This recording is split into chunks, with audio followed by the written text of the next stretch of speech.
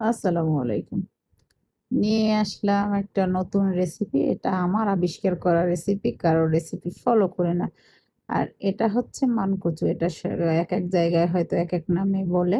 আমাদের ওখানে মানকচু বলে। আর এটাকে আমি গতকালকে সিদ্ধ করে রাখছি, এজন্য কালারটা একটু ব্যতিক্রম হয়েছে। এখানে আমি একটা গলদা চিংড়ি নিয়ে নিছি, সাথে ২ চামচ দিয়ে দিচ্ছি নারকেল কোড়া, এটা ব্লেন্ড করে এই যে আমি এখন রান্না শুরু করলাম। এই রান্নাটা যে এত বেশি টেস্টি হয়েছে, কেউ না ট্রাই করলে বুঝতেই পারবেন না। আসলে রেসিপি হচ্ছে এমন একটা জিনিস যে অন্যেরটা ফলো করা লাগবে এমন কোনো কথা না। মাথায় আপনার যেটা আসবে ঠিকঠাক উপকরণ দিয়ে রান্না করলে সেটাই টেস্টি। আর এটা হচ্ছে বরিশালের আবিষ্কার।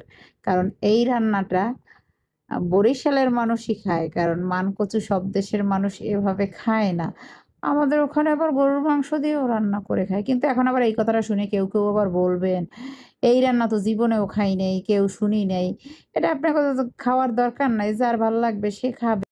ওরে আল্লাহ রে! এই রেসিপিটা সবাই একটু ট্রাই করে দেখবেন। এত বেশি মজা হে খাইয়ে তো একালে ফিদে হইয়ে গেছে। মোর হাত চাইটে খাইতেছি। তারপর কই যে মোর হাত খান ক্ষয় হই যে বাইজু খাইও না। পরে আর কি রান্না হইরে খাম আপনারা সবাই বাসায় একবার হইলেও ট্রাই করবেন।